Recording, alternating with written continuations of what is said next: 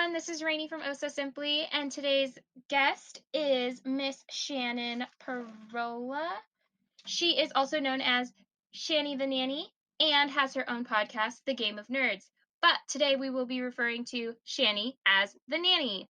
We're going to talk about her adventures going from mom to nanny and just kind of her perspective on the nanny community, especially around Instagram and um, how we as nannies can empathize and support new mothers with, of course, her newfound perspective of nanny to mom.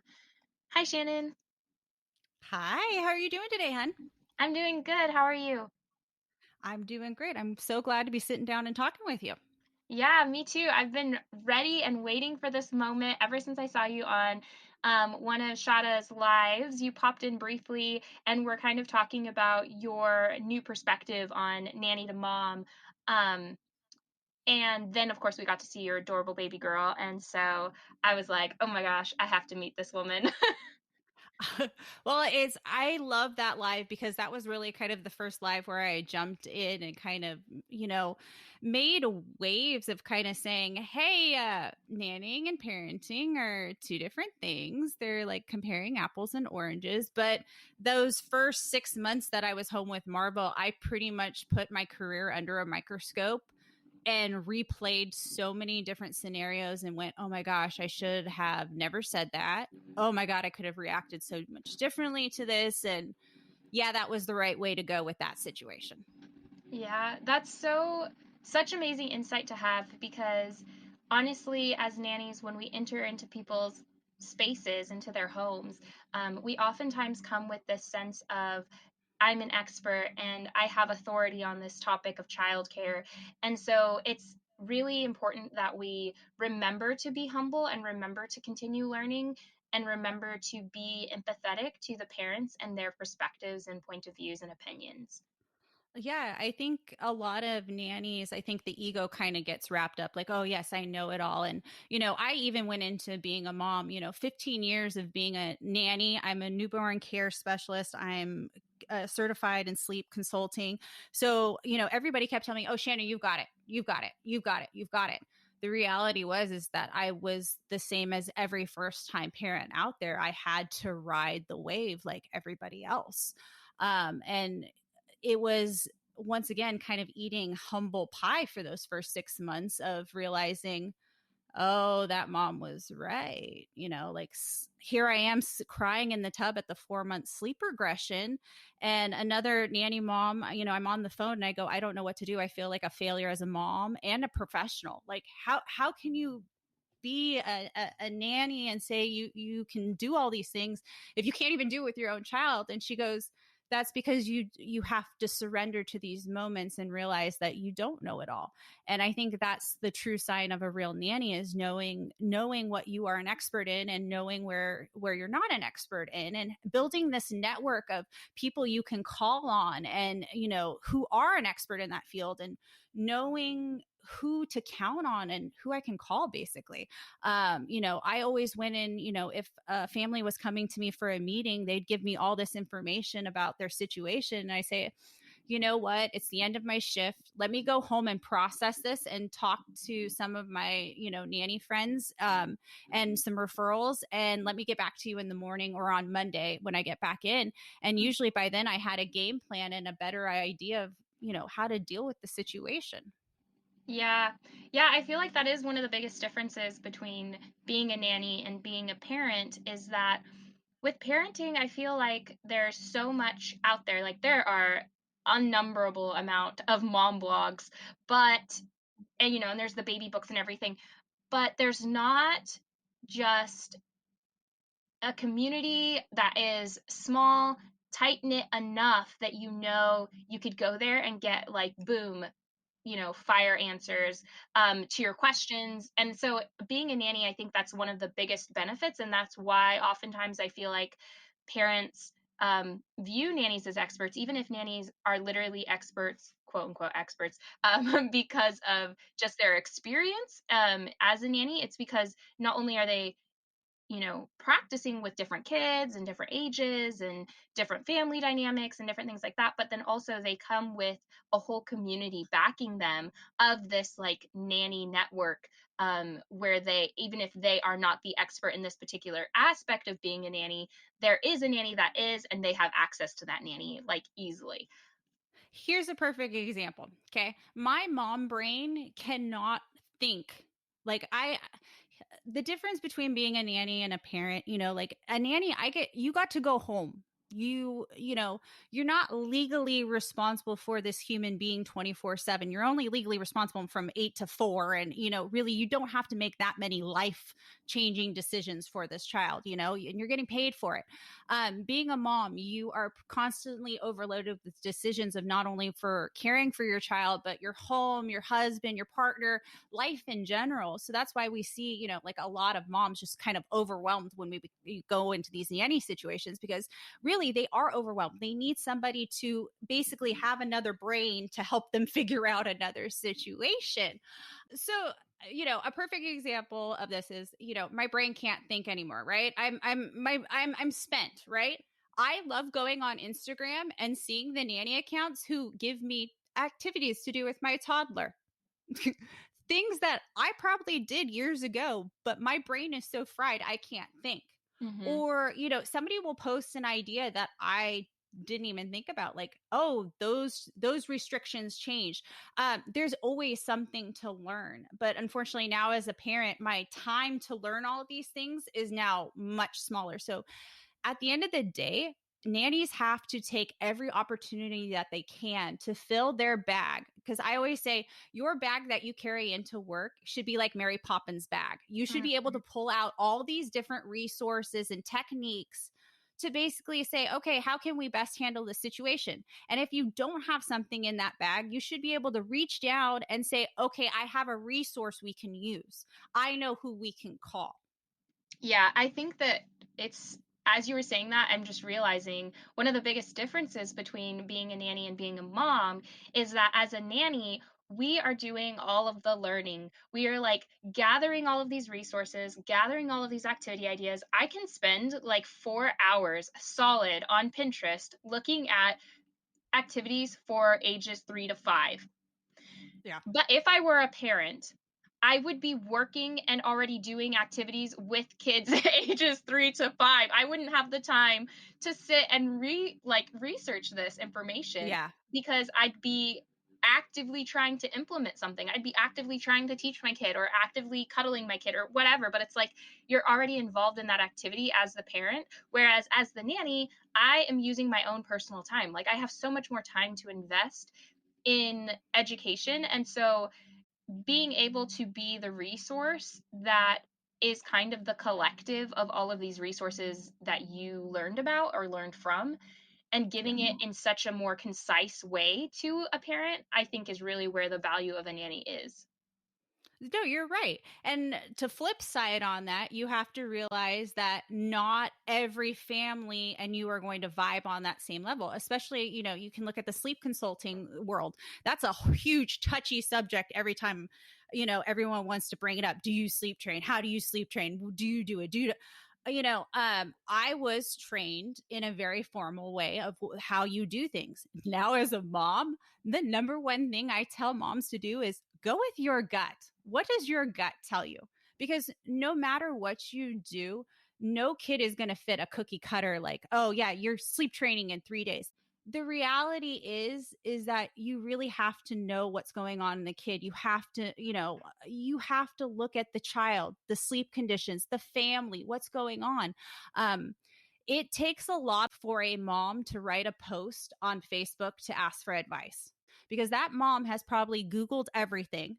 That mom has probably reached out to her friends and either been shamed or probably is not getting any feedback. So now they've resorted to a Facebook group. And as you know, I mean, the nanny groups are kind of the similar situation. You either get overloaded with advice, Mm-hmm. or it ends up turning into a nasty drama filled crap show over who's right and what methods. At the Mm-hmm. end of the day, you have to choose a method that works for you and your family.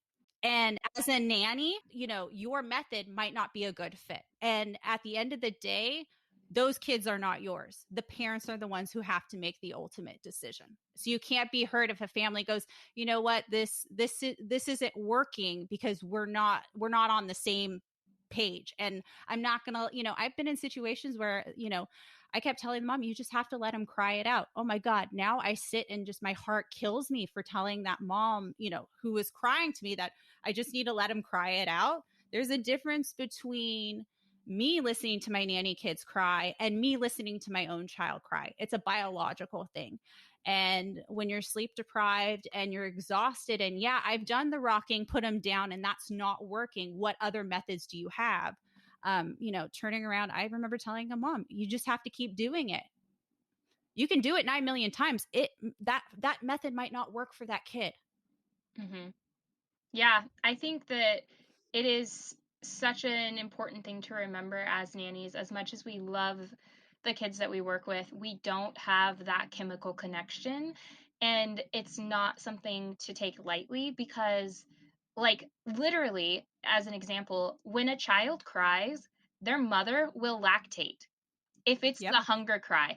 And so, eh, as a nanny, that's not going to happen. Like, it's just not. And so for It's us true. to like think that we can come in and be the mom, it's unrealistic. We have to really remember our role is literally to support the mom. I Yeah. recently saw a post on Instagram from the Modern Nanny, Sarah, the burnout coach. She is amazing. If Mm-hmm. you don't follow her, follow her. I did. She was one of my first lives I ever did. I love Sarah to death. She is one of the few people that can see how all these different parts play. And I love her baseball analogy. Like Yes, it's that spot on. one. Yeah, that's the one Like I was you're just gonna here mention. you have to support. And like we were saying, the Facebook boards, I see a lot of nannies who will be like, well, the parent is just not listening, they won't do it my way. They don't have to do it your way. Yeah. They're paying you for support. How are you going to support them? But ultimately, as a nanny, if you can't give them the support that they need, you have to be the professional here and go, okay, it looks like you may need this method and I'm not trained, or some people aren't, like I'll meet people who aren't comfortable with the snoo. I know sleep consultants who will not deal with anybody who deals with the snoo. I use the snoo. I love it. I have been called the devil. I've been called a horrible, unprofessional sleep coach. I had a child in the middle of a pandemic. I had no grandparents. I couldn't hire a nanny. I couldn't anything. The snoo became my lifeline with postpartum depression and anxiety. Mm. Yeah. Is it necessary to have for a newborn? No, it's a splurge. It's a luxury. But I would never look at a mom and say, you're horrible for using the snoo. And I personally am one of those people who I in every aspect of life, but it happens a lot in my nanny jobs, is that if you ask for advice and then I do the research and I give you the explanation and you don't take it, then I'm like, I feel like my time is wasted and I feel unappreciated and all of that. But really, I have to remember to compartmentalize that and those feelings because one, I'm getting paid for that research. So, first of Yes. all, like there should be no problem there. But also, Yeah.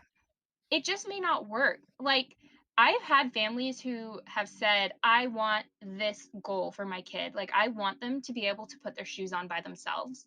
And I Yeah. say, okay, well, let's implement some systems. Let's try some different methods. Let's practice this.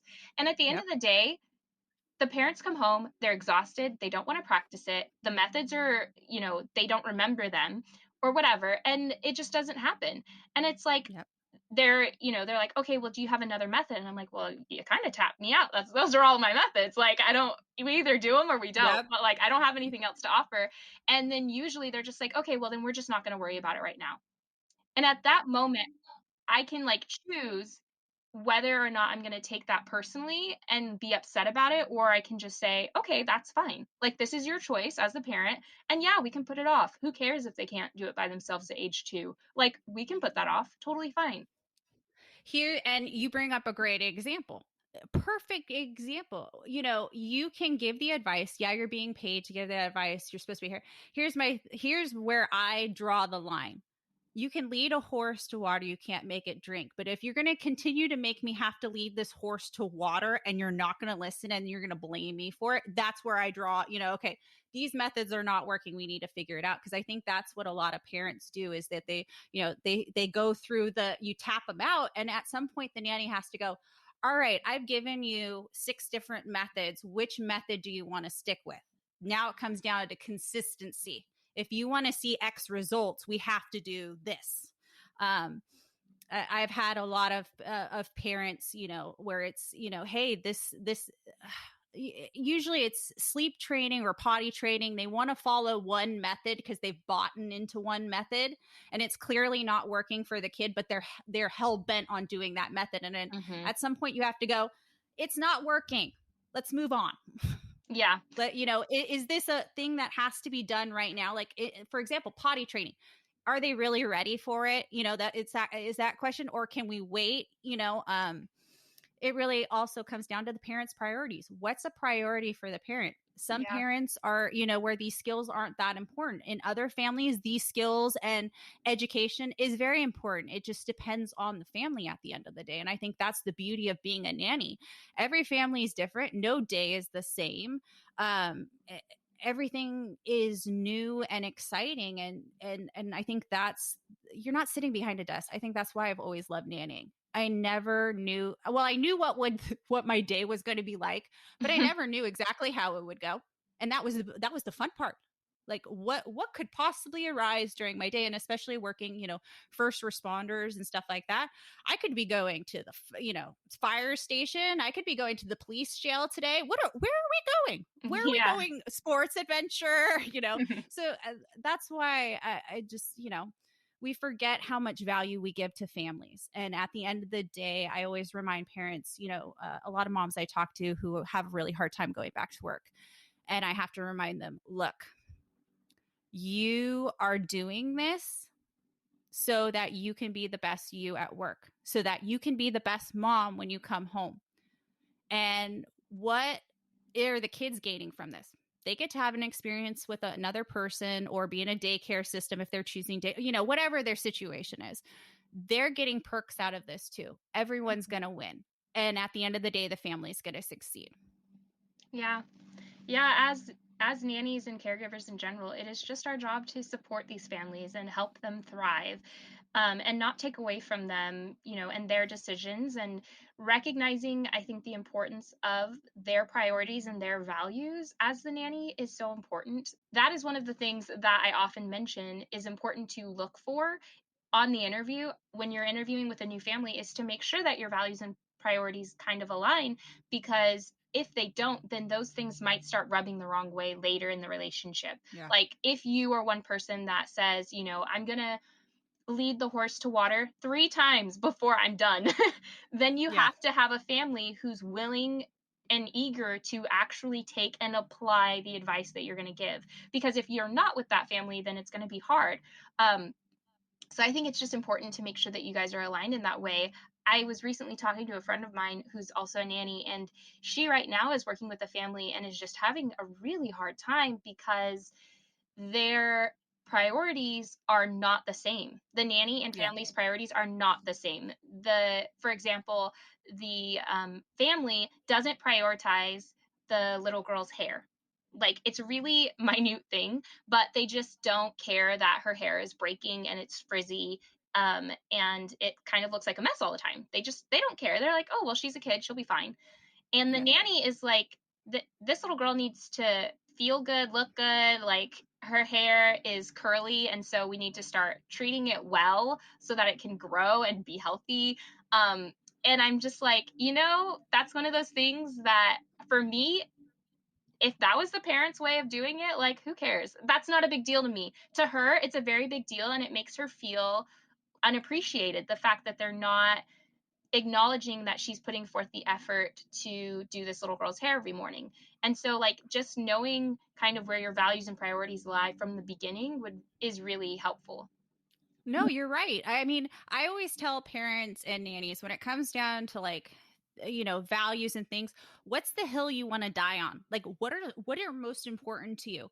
Just like there are different families and different nanny situations, there are different nannies for these nanny families. There are some nannies who only do newborn care. There are nannies who only like doing after school soccer care. Like, there's different nannies who like doing different things. And so just like it's trying to find, a unicorn nanny family, the nanny family is trying to find a unicorn too. Everything has to match up.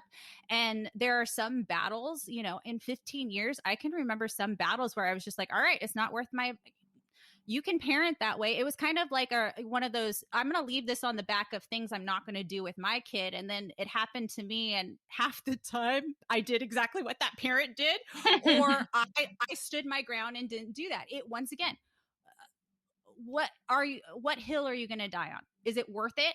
Like, in the grand scheme of things, I see a lot of nannies shooting themselves in the foot over stupid little things where I go, why is this such a big deal? Is this CPS kind of level stuff, or is this bugging you? If this is bugging you, then they're paying you. Like, how do I say that I don't know how to say, I guess not say that in a nice way. Like, Basically, they're paying you, deal with it. Like, there's something, like, once again, pick your battles. Is it really worth dying over? Because here's the thing. I've seen this happen to nannies where nannies are like hell-bent. Oh, it has to be this way. Da, da, da, da. Do you know what that nanny family is going to do? Peace out. See ya. Yeah. And honestly, because they don't want to pay to be harassed. They don't. At the end of the day, I'm not going to pay somebody a bunch of money to tell me I'm a crappy parent and that I need to do it that way. I'm sorry. No. yeah, and honestly, like sometimes I will say, even with the, how you were saying earlier that you have your limits of, I can only lead this horse to water so many times before I like lose my mind and give up. It's like that's kind of the same idea. Is as a nanny, you can, if you genuinely are bugged by something or you feel like it's being done the wrong way, whatever that means, which honestly, there isn't really that many times where these topics come up that there's a right or Yeah. wrong way. It's usually just a preference. And so if they're not Yep. doing it according to your preference, like there, you have options, you could move on, Yep. literally, you could move on. Or Yeah. you can implement their preference and swallow your pride and like it's okay. It doesn't have to be your way. It's not your kid. Or you can do your preference when they're not there and then just know that what you do when you're there will be different from what they do when they're there. Like sometimes, if you get there and you want to, you know, wash her hair a certain way or you want to do her hair a certain way, do it. Just know that Yeah. when you're not there, it's going to be done a different way and that's fine. But when you're there, you can do it your way. Like it's not gonna be a big deal. So just remembering Exactly. that you have those options and then pick an option that makes you feel good and makes you feel comfortable with your decision. Yeah. And we're talking about silly things like hair right now, like Yeah. hair practices. There's a big difference on like, I'm not being treated correctly. And we're talking about, bigger factors than, yes, please walk away from these situations. I can tell you in my career, I have worked a lot of high paying positions where money's not an issue. We'll just keep paying you more to deal with it. And it goes back to not my circus, not my monkeys. Mhm. Like, you can pay me all you want, but I'm not dealing with this because this is just not okay. Or, like, I don't work weekends. Like, you can pay me as much as you want. I'm not coming in on a Saturday. Like, that's Yeah. in my contract. It's things like that. Once again, is it worth dying over? Is usually my question to everyone. Is it worth dying over? And is this the hill you want to die on? The same thing can be said about contract negotiations and getting really nitty gritty. Is one holiday worth losing a contract over negotiation? Like, look at the grand scheme of things and weigh everything with a grain of salt here. Yeah. Because I think a lot of nannies do have the upper hands. That's the reality. Nannies do have the upper hand in this situation because parents need childcare. End of story. We need childcare. The problem is that nannies and parents need to start working together because we are dependent on each other.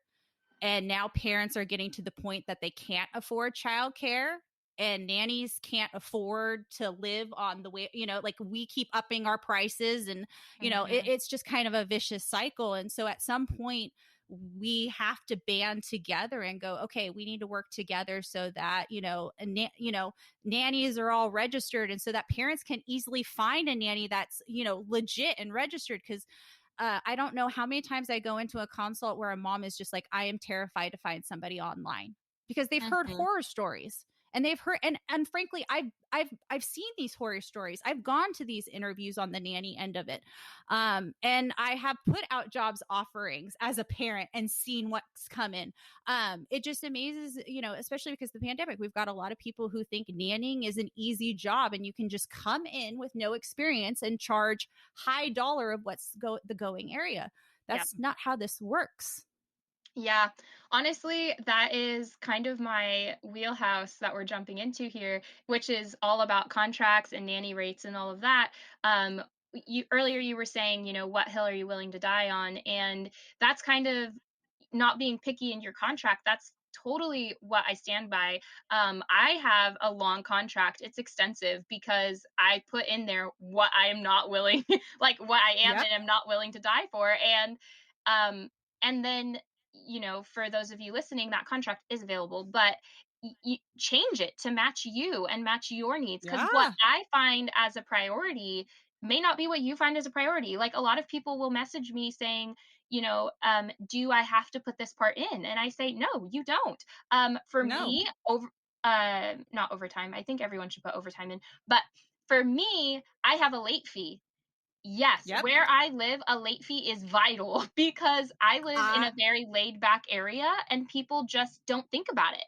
Um, but I have other people who are like, I don't want to put that in. That sounds harsh to me. Well, if you're okay waiting 2 or 3 weeks for a paycheck, that's fine. Don't put that clause yeah. in there.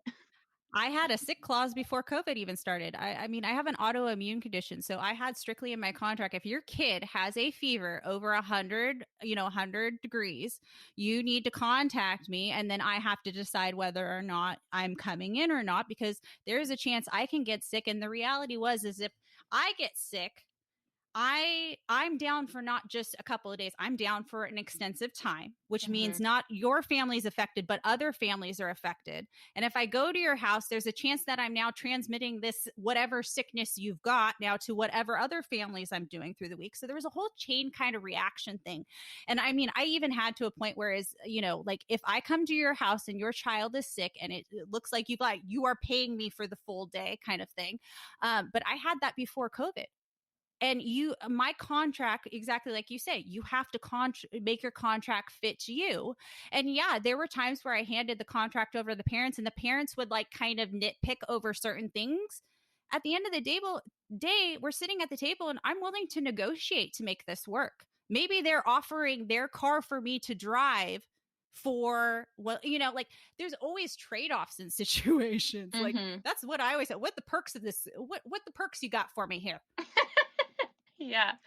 Yeah, I think that it's so important. That's another reason this is totally like randomly plugging her twice. But anyways, that's another reason why I love the Modern Nannies account is because she often talks about the balance. I did a live on her feed and we were Yeah. talking about the balance of nannies raising their rates, Yep. knowing your worth, but also bringing service and support. So there's that Oh, yeah. balance of, yeah, I can raise my rates. In the area that I live in, compared to other nannies local, my rates are kind of high. And it's because I've been doing it longer. I Yep. have good references that back me up. Frankly, I have a whole website, expressing my Oh, knowledge. So it's like, no. obviously, I Girl, know what I'm talking about. you were in the same boat I was before I had Marvel. Same exact boat. And my philosophy when I went to interviews or I met somebody, because you always get the parent who's like, I am not paying you that. You are ridiculous. And I pay the neighbor down the street $10 or whatever. Well, then go have the neighbor down the street do Yes. it. When you need me, there's my number. That was the attitude I had, which is great. It's a cocky attitude. I was lucky. I was blessed to build my network and and my nanny career to where I could be that picky and do that kind of, to be that cocky. Yeah. But it also came with, that aspect of, there were certain families that I knew I wasn't going to be able to help now because my Yeah. rate is through the roof, or there were certain families where, like I love them, and I still, still to this day we joke, they got the friends and family discount, Yeah. because but those were the families who literally were on the dot, counting down the minutes till I had to leave, like making sure that I was out the door, and like valued my time and appreciated the fact that I even took time out of my schedule on a Saturday, one day out of the month, so that the parents could go run errands without 5 children hanging on them. Yes. It's those kind of things where I appreciated those jobs 10 times more because I knew the moms and dads needed it. And now, especially special needs community, I cry a lot this last year about the special needs community because I can only imagine the level of hell these mothers have had to go through with no services, no nothing. And then you can't find help. It's hard to find a nanny alone for a special needs kid, but now to have the pool of nannies completely depleted, it sucks. So I just, Yeah. there are so many people and so many communities who need the help. And I think as a nanny turned mom, I think it was the 3rd week I was in bed with Marvel, and I was looking at her, and I remember calling my mom boss, who I've been working for 10 plus years. She was the mom who started my career. She's the one who networked for me, spoke Mm-hmm. highly of me, went everywhere. And I called her and I said, you trusted me with your most precious beings in your entire life. Like, I could not imagine giving Marvel to anyone else or trusting them. Like, at that point, I couldn't fathom the thought of doing that. Mm-hmm. And I said, how did you know? And she goes, you walked in the door, you knew what you were doing, you were color coded, you were professional, and my kids just gravitated to you. She goes, I interviewed 10, 15 people. I knew the minute you walked in. Mm-hmm. And Yeah. it's like, oh my God, I didn't realize that I had been given that gift. Nannying is not everybody can be a nanny. It's not a right, it's a privilege. You are being given a privilege. And that's how I see it now.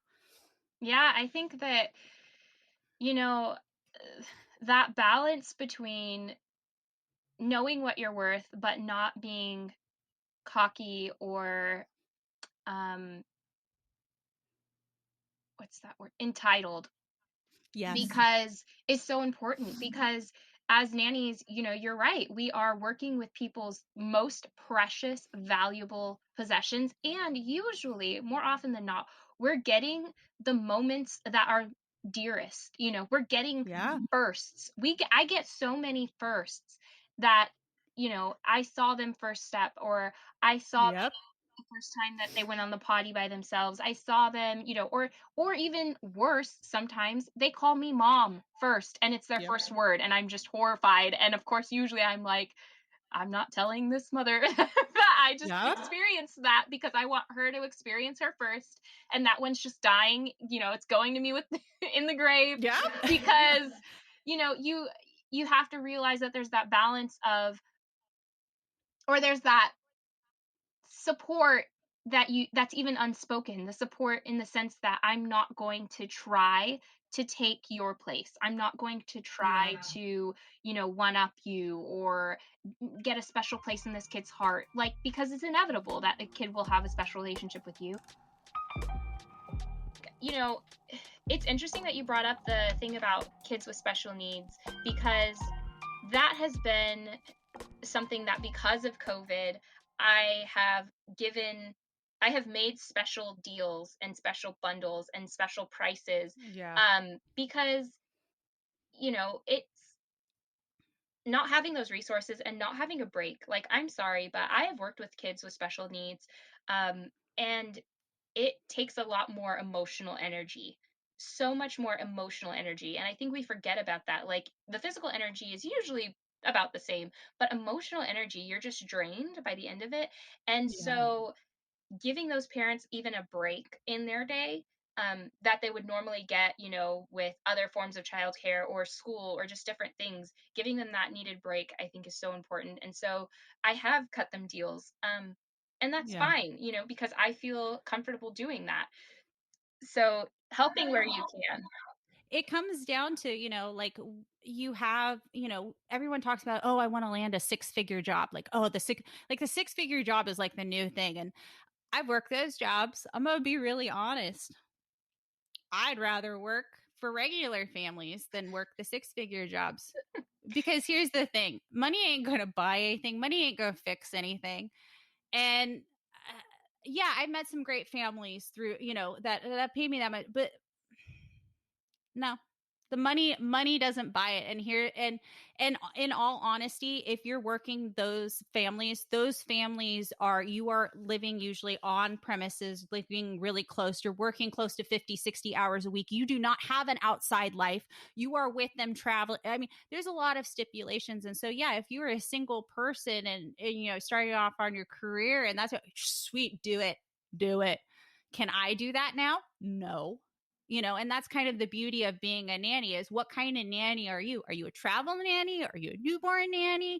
Are you the soccer after school kind of nanny? Are you the before, like there's a lot of different nannies, and that's why parents have to be kind of choosy of where, their values match, and nannies have to, if you're going into interview and the family is telling you this and you're going, that doesn't match with me, you have to be the adult and the professional and go, you know what, this doesn't work for me. As much as you need the job and you probably like, oh, I can stay here, don't do that family the disservice by getting them into the hang of it and then in a couple of months dropping them because you found something better.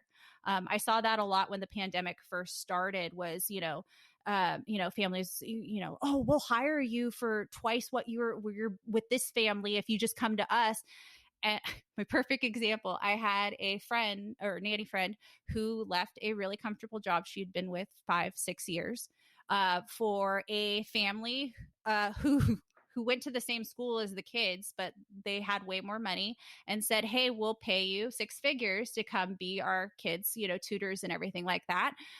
Dropped that family and went to the other family real quick. And 3 months later, the family turned around and said, you know what? The kids can go to school in Idaho in our vacation home, so we don't need you anymore. Well, that family that you had been with already found a new nanny. You can't go back. And now you're at square one. Yeah. So I'm a firm believer of don't burn bridges. Like, stay in contact with your nanny family, send them a Christmas card. Just like, here's the thing. I always love the kids that I work with. On my two hands, I probably can count the kids that I absolutely did not like. And half of it was because of parenting, like I knew where it came from. They weren't naturally bad. It was just the situation they were in. But I love seeing my kids grow. I have nanny kids who are in college, who are on Instagram, and they tag me in everything that they do. I have 2 that are driving right now who will text me they're leaving the house and going to be by my house so that I don't leave. Um, it for me, seeing them become productive members of society and have this little, like little piece of Shannyism going around.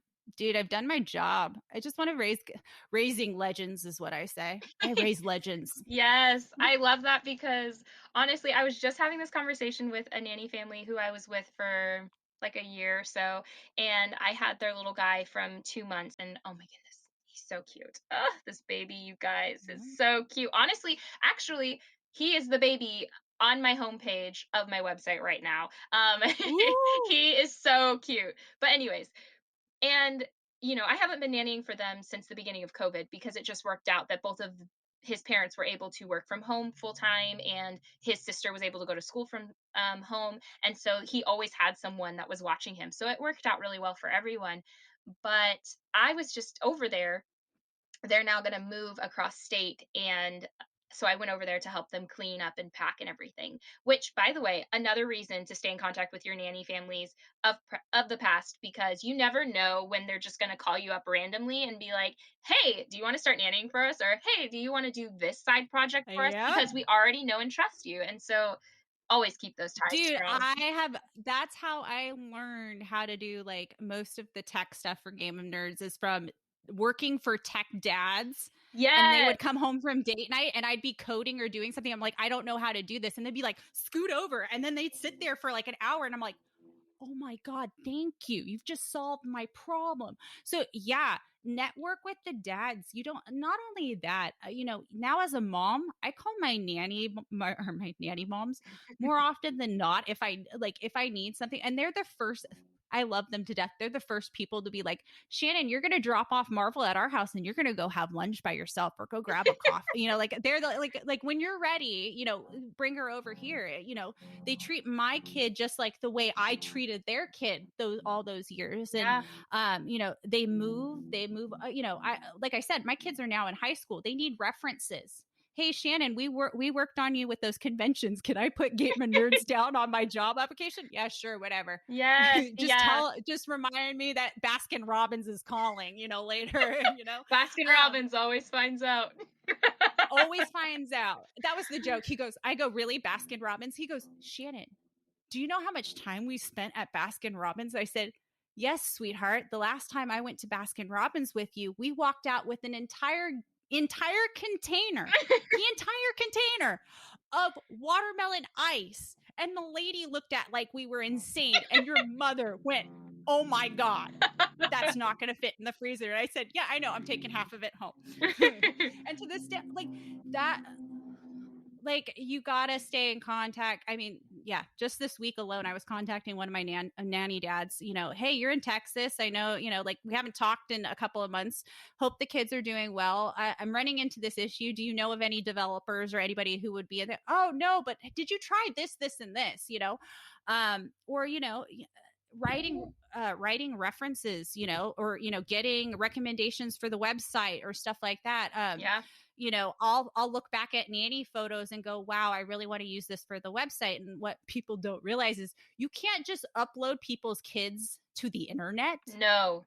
You have to get like written waivers. You have to like have Yes. permission. Like there's this whole legal aspect to running a business and a brand and stuff like that.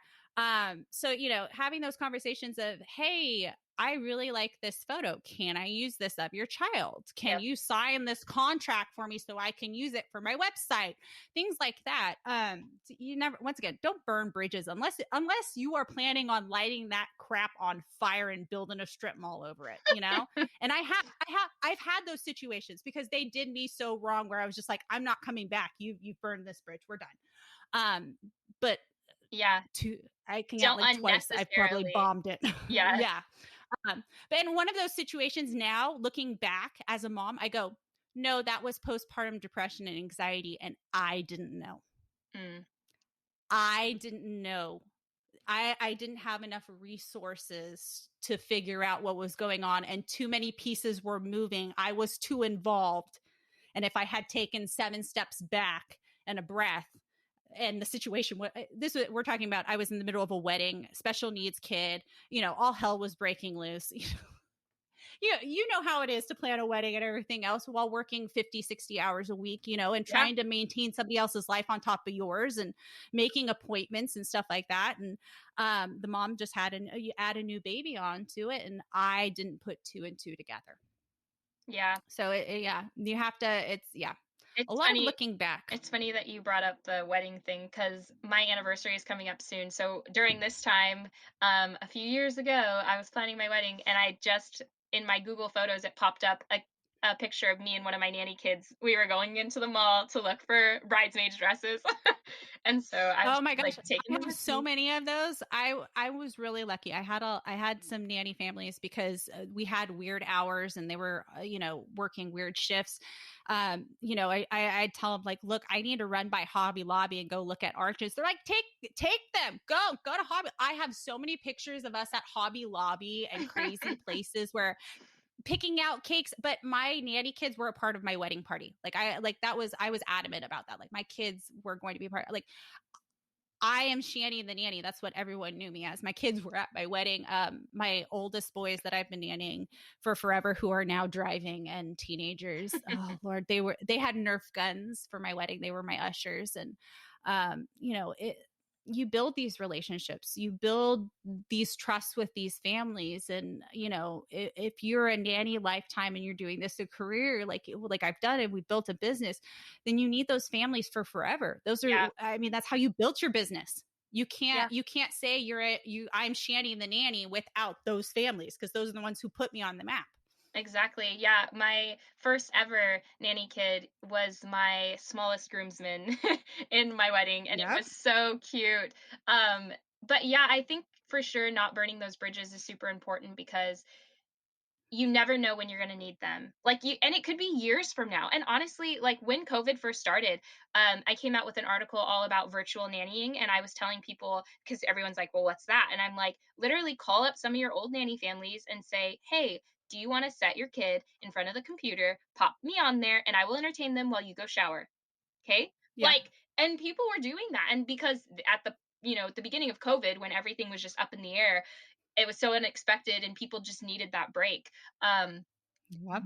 I but did the same thing for my kids. How nice most of my kids hadn't seen me since before Marvel was born. So how exciting was it for them to say, "Hey, guess who you're going to talk to on the iPad? You're going to talk to Nanny Shanny and you're going to see Marvel."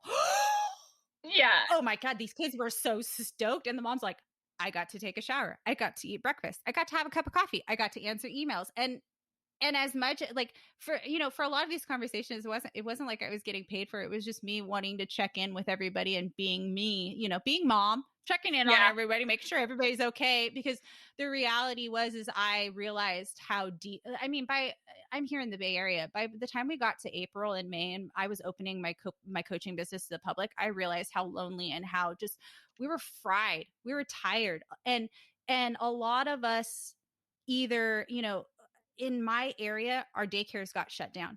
hmm, So you had an entire level of childcare completely wiped out. So you had people who literally couldn't afford anything. There was no way you could pocket it to make it. There was people who were, so it was just like, oh my God, there's an entire community. So those families were the families that I were helping of like, hey, can I just give you 30 minutes of peace and quiet, and so that you can just have a break. And that's the beauty of it is now it comes back twofold, that they'll be like, hey, Shannon, do you need 5 minutes to answer it? Put Marvel on, or, yeah, let's chit chat, or, meet us over by the park. I have, gotta love one of my original nanny families. Their house is on a cul-de-sac and the park is right there at the end of the cul-de-sac. And she goes, you go sit in our driveway where the Wi-Fi always reaches, because they're 10 years with them. I know how far the Wi-Fi reaches outside the house. She goes, go sit in the driveway. We're going to go play at the park. I could see my daughter, yeah, and I was getting, it's these little things of where a community, it takes a village. It really does. And the test of a true nanny is the flexibility of knowing, okay, I'm helping and this is of value, and helping these moms and these parents without bending over to the point of where you're, getting handing it to you. There's that fine balance, and you just kind of have to weigh it. And I found the more flexible and kind and the more genuine I was, the more hires I was getting, the more families I was getting, the more hours I was getting. When I had a problem that I couldn't figure out, they were the first to step up and go, "Oh, no, no, no, Shannon, take the day off. You go to the doctor's appointment, or you go to the caterers and deal with." It became this, hey, let's work as a team. And it got to the point where, if you got multiple families going, I would have, hey, so and so needs to be on a Tuesday. Can you switch for a Thursday? And those parents were like, well, only if we get your date night in May, like they're yeah, negotiating sure, whatever makes everybody happy. But we had that team mentality where it's like, okay, everybody's helping everybody. And I think once I went into childcare coaching, that was kind of the thing was realizing, yeah, nannying is a privilege at a higher childcare, but not everybody can afford it. And the reality that nannies don't realize is there is not one chapter about childcare in any of the pregnancy books. Childcare is not mentioned at all, not once. So a lot of these parents have absolutely zero freaking clue what they're doing. And they don't know where to start. They're being thrown all this information. And usually when you say childcare, everyone automatically assumes, oh, go get a nanny. So they start there and then realize they can't afford it and start to trickle down. Well, once you get to a nanny, You've got an agency. That's what the agencies do. They hook up nannies and families. There's nothing below that. There's no group to help you how to hire a nanny on your own. There's no, hey, how do I find a daycare? There's none of these kind of things. And I kind of became the one to start directing traffic, at least where I was, where like, hey, these are what your options are. This is what's available. I understand you can't hire a nanny. Can you, like, I was starting to get people who couldn't hire nannies full time. Well, can you hire part time for hours and make it work? Like, how can we make this situation work for the situation that you have? Honestly, you sound like an amazing ally to have as a nanny, but also as a parent, just kind of navigating the nanny family relations dynamics. Yeah, it takes, once you see both sides of the aspect, it's like, okay, well, I can see your side of it, but I also see this side of it. And it really comes down to, like, if you want my advice, I'm always here to give it. Like, I will always be that person to kind of give you advice. And the difference, though, between a quick question and advice and you need a consult are very different. I'm the first one to offer tips on a Facebook board, but if I'm telling you need to do a consult, it's no longer a quick question. I need more information to give you what you need. So my big thing has always been, you can get, I offer 30-minute consults. What's the worst you're going to lose? 30 minutes of your time. You may get your question answered. You may get a new perspective. You may just get to learn and talk to a friend for 30 minutes. What do you have to lose? And then from there, it's just, like, okay, do you need to check in? I've always been the helper. I'm very Daniel Tiger. I'm the helper. Oh, mom nanny. Daniel Tiger references. Always with the Yep. Daniel Tiger. Okay, just take a moment. Let's take a moment. Bluey. I'm sorry. I was raised on Blue Clues and Out of the Box. Those were like my jam. Bluey, Yeah. Bluey. I I still don't know how I feel about Bluey, if I'm being You honest. don't know how? I'm like, Oh, it's so close and yet so far away from my memories as a child that I just don't know how I feel about it yet. so here's my thing about Bluey. I was actually, when I first got introduced to Bluey, I was like legit pissed. I think I got on Nanny. I think I got a Shenanigans podcast. I was like, "What do you mean Bluey's been around and you guys didn't tell me?" Like, I feel like you like legit like put one over my head. And I mean, I'm gonna be honest. I watch a lot of TV and movies and a lot of stuff, so I'm used to kids entertainment. I'm used to all this stuff. Bluey was not on my radar until Marvel arrived. We watched 2-3 episodes of Bluey, and I don't think I have ever heard my husband laugh so hard since we watched The Office the first time around. And he goes, no, you need to sit down and watch it. And it is one of the only children's shows that is entertaining for children and can kill parents' feelings in 10 seconds flat. The latest episode, they just did an episode where it's called The Baby Races. And mom explains to Bluey how, or Bluey is trying to cross the handlebars. And she says, well, judo can do it. And she goes, well, you'll all be able to do skills at your own time. You need to just wait. And so the whole story is about how Bluey's mom gets invested in this mom culture of who's going to be first to walk, who's going to be to do all these first. And she's competing with all these other moms. And it comes down to the end of the episode to find out judo won, judo walked first and everything like that. And she goes, well, what was so important about it? And it's another mom in the mom group. And she comes over and realizes that, Bluey's mom hasn't been in mom's group. And she goes, oh, I'm so sorry. My house is a mess. And she goes, it's okay. Let the girls play. And she goes, do you know Coco is my 9th child? And Bluey's mom looks at her and she goes, are you kidding me? And she goes, I thought she was your first. She goes, no, I have 8. No, wait, 9. Like, it's like a funny thing. Like, she goes, and she looks over to Bluey and she just goes, if anyone needs to tell you something, you're doing a great job. And I'm sitting there and I'm just bawling. I'm like, that's how I feel. I just need someone to tell me I'm doing a good job.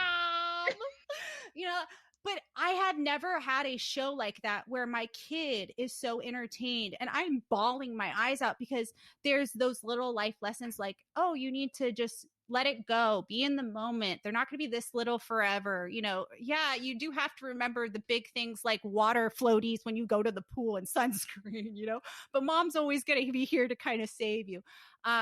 Yeah, I got a soft spot for Bluey. The people at my listeners at the Game of Nerds podcast probably freaking hate me because every episode I mention what's going on with Bluey. But yeah, the latest mom races and the handstand episode got me because I'm a gymnast. And it's the whole episode where Bluey is doing a handstand and nobody's watching and there's a party going on. And Nana is the only one who ends up watching it because nobody wants Nana's help. And so we find out it's Bingo's party the entire time. And mom's like, oh, Bingo, it's time for cake. Everyone's around the cake. And they're like, where's Bingo? And it's Nana and Bingo in the living room doing handstands. So like they're having their own party. Yeah. Love Bluey. There you go. There's my tangent on Bluey. There you go. There we go. Yeah, I'll have to give it another try, I guess. Do the new season. I'll give you a list of some I think it's if you watch it episode after episode, it's like, oh, you don't get it. There's just like there's some key episodes where it's just like, oh my God, this is really deep for a 7-minute children's show. Yeah, I will have to reinvest in Bluey. So yeah, this has been awesome. I'm super glad we were able to make it work despite all of our trials and tribulations this morning getting started. Sweetheart, you got me anytime. Once again, I know how this works. I do this. I think that's the beauty of understanding how these things work. A lot of people assume like Instagram and all these social medias are just so easy to use and you can, like, oh, I can be an Instagram influencer overnight. No, dude, it takes time, it takes energy. And, I this whole conversation started off one of my posts I wrote, where it's like, I'm tired of playing the game. When you play those influencer games, you have to realize it's a business. There's money behind it. You either are playing the game or you're not. I've just chosen that my priorities are, I don't want to be glued to my phone all day, 24/7. I love all y'all. I love playing with all y'all and doing all the lives. I got an 18-month-old running around. And I just, at the end of the day, spending all day to do one reel. Yeah, no, I can bust out so much more blog content and content that way. So you also have to remember internet is forever. So whatever you're putting out there is forever. And one of the biggest lessons I learned once becoming a mom is that moms talk. And I didn't realize that until I got, a lot of these Facebook moms boards, they won't let you on unless you're an actual mom and you can prove that you're an actual legit mom, right?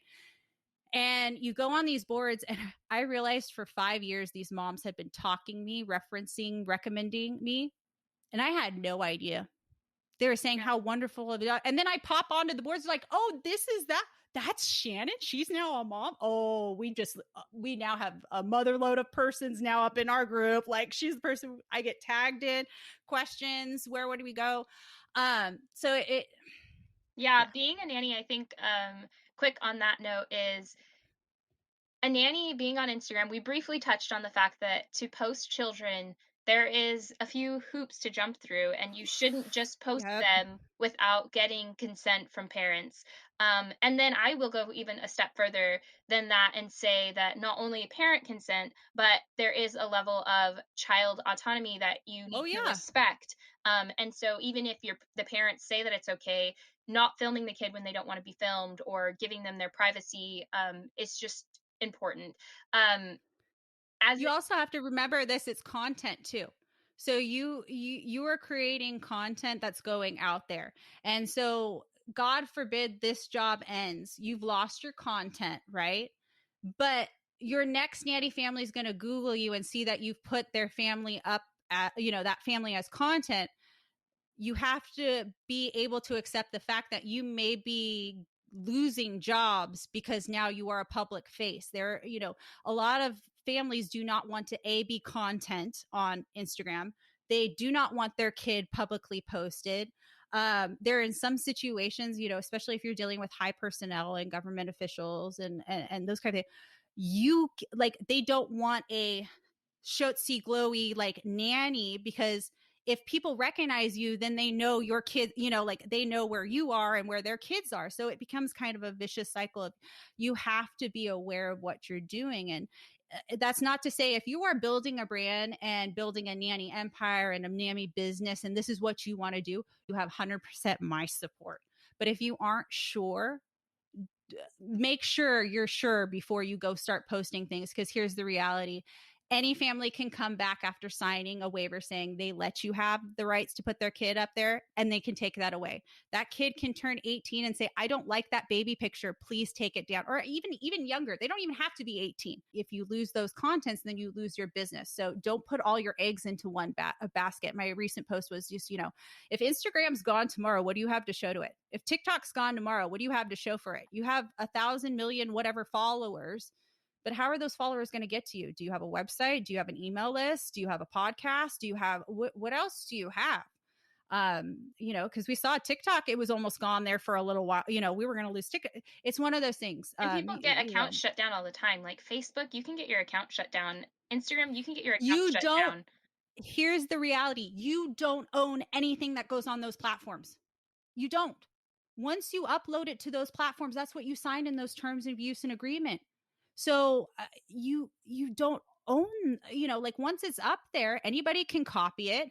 And here's the sad reality that I've learned in just this year: if somebody takes your content and reposts it, there is nothing social media is going to do unless you legally have that trademark copyrighted and gone through the legal thing. And let me tell you, you can't do that overnight and just pay the fee. You're talking about clear almost a year process of going through. So that person's still going to run amok doing whatever they want. So you have to be very business and business oriented. I was very lucky. I built the Game of Nerds while I was doing my career, while I was nannying, while I was taking courses and doing all my, education and gaining nanny knowledge while the kids were asleep and I was doing date nights.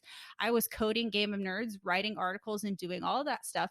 And my thought, when I got pregnant was, well, crap, if I can't really go back to nanny, I got the Game of Nerds. I had a backup. And I think that's where a lot of nannies kind of hit the wall. They get married and they start to have a family and do those kind of things, and they don't know where to go. Okay, Yep. well, what education, what have you done to make a new branch? Do you have a business? Do you have a side hustle? Do you have this? Going back to, I never depended on one family. What happens when that one family goes? I depended on multiple other families and added what I needed to. I think that's kind of what's attributed to my success. Was I've just always been kind of hustling.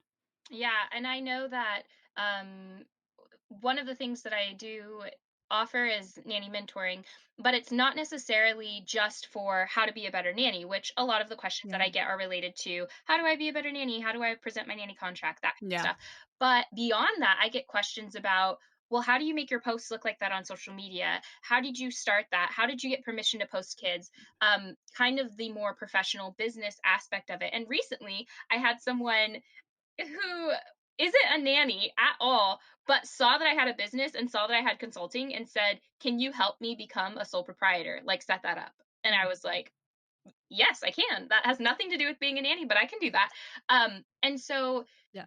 just being aware that that is a whole nother ball game, knowing the business side of things and the professional side of things, and doing that part right, because we were talking earlier about keeping in contact with your nanny families and having them as a support continually. You can't do that if you're burning bridges unintentionally through your platforms. And that's Yeah. one big thing that, you know, can happen. I have a family who, she lets me post her kid all over all over my website. And even then, I'm careful not to use him solely, because if one day Yep. something happens, then I wouldn't have anything. But he is right now the current face of my website. And then I have a family that doesn't want their kids posted anywhere and doesn't want me posting when I'm with their kids. Yep. That's fine, and I respect that. And that could be something where I say, okay, well, then I'm not the nanny for you. But honestly, that would be dumb. So I just respect Yeah. their, desire to not have their kid on the internet. And I still have other nanny Yeah. families that are fine with it. So just making sure to respect parents' wishes when it comes to them and their children and their privacy. And Yeah. This in your includes social Twitter. media. Like I'm not talking just like, oh, we're posting on influencer. I'm talking about you're posting on your private Twitter. You're posting on your private Facebook.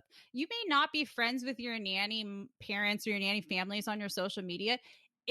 I'm saying this as a mom and as a nanny. You have zero right to post a child who is not yours on any social media without their permission. I have a lot of nannies who think, I see it on the social media of, oh, my nanny mom's not in this board, or they're, I'm posting it to my private Twitter. How do you know a family's not screenshotting it? The same thing goes for what you say in these nanny groups. Anybody can screenshot what you said and send it to your employer.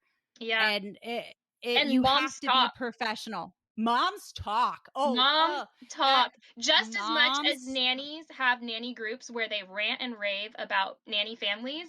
Moms have mom groups where they rant and rave about nannies. Like, they talk just as much as some nannies talk, and it can be so toxic.